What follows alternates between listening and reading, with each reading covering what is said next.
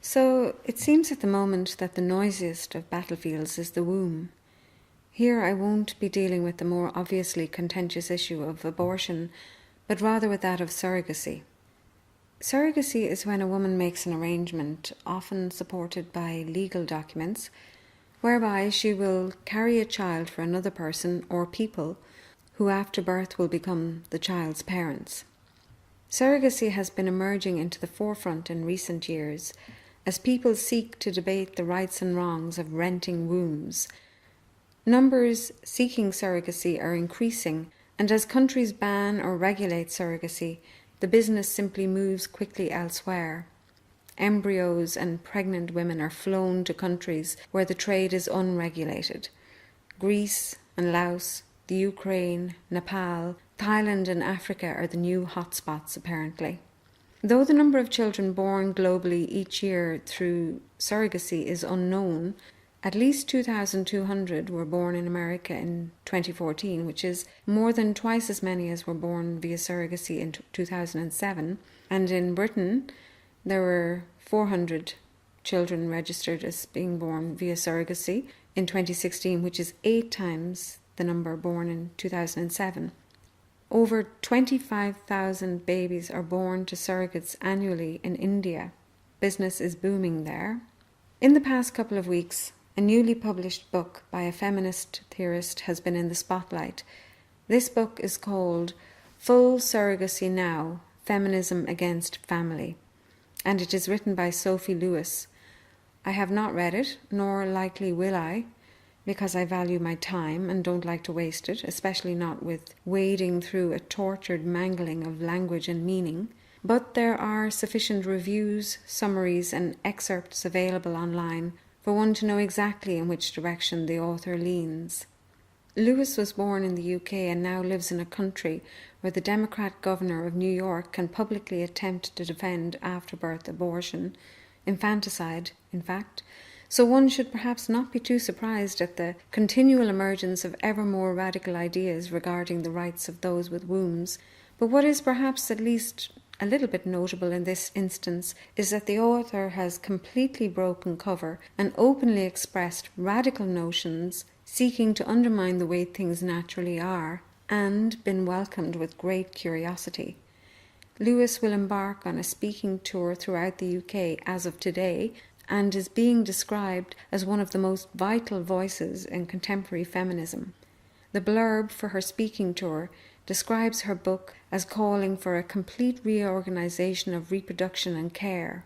She argues, they say, that taking collective responsibility for children, rather than only caring for the ones we share DNA with, would radically transform notions of kinship. Donna Haraway, who is a prominent feminist and an American professor in the History of Consciousness Department and Feminist Studies Department at the University of California, has called the book fully brilliant.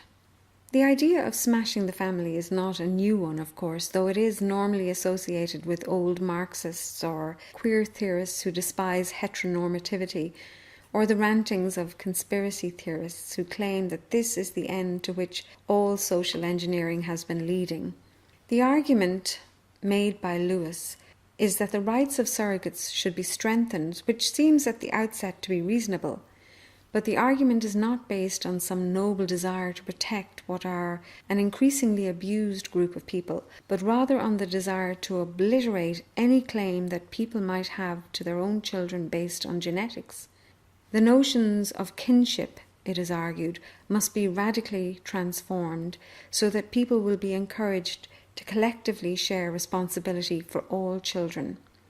And this sounds like the ravings of a drug-addled hippie guru in a commune, places that historically may have started out with expansive theories of love and freedom, but which far too often degenerated into scenarios of sexual abuse and domination, narcissistic indulgence, and casual child neglect.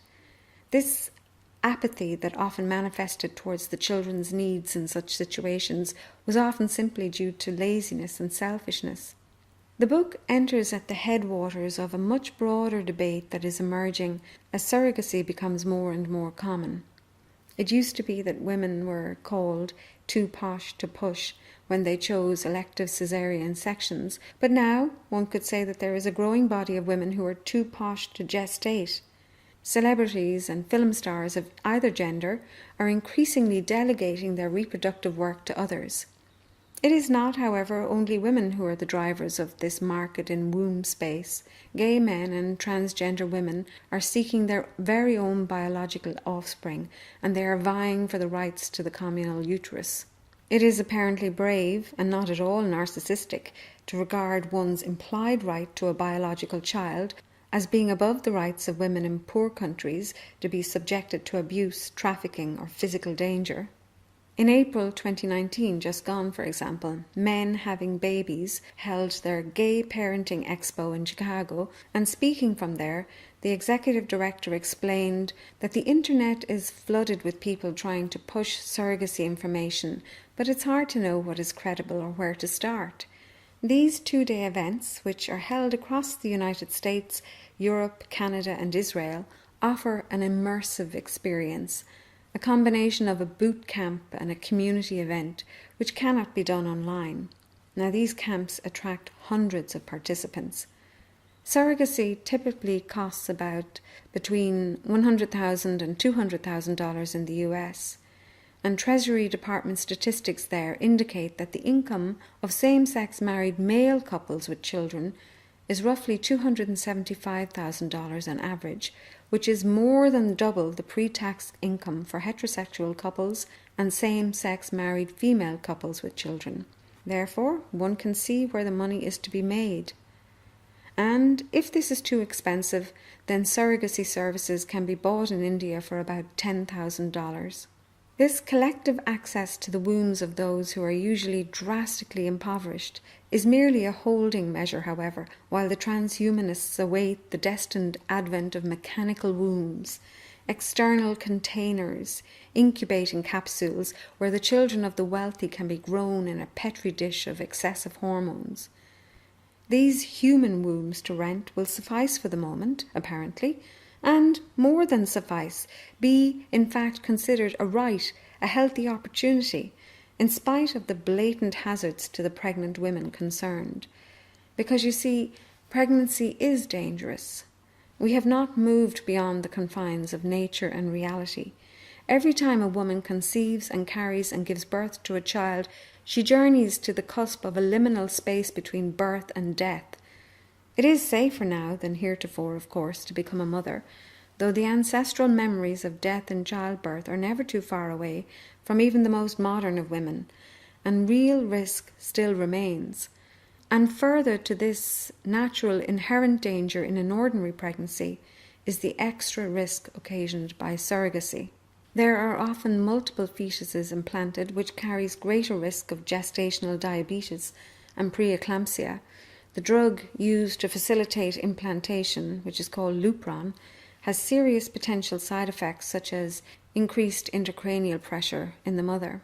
A 2017 study published in the journal Fertility and Sterility showed that surrogate pregnancies were significantly different, with surrogate pregnancies having higher rates of preterm births, low birth weight infants, and significantly higher complications including diabetes, hypertension, placenta previa, and higher rates of caesarean section.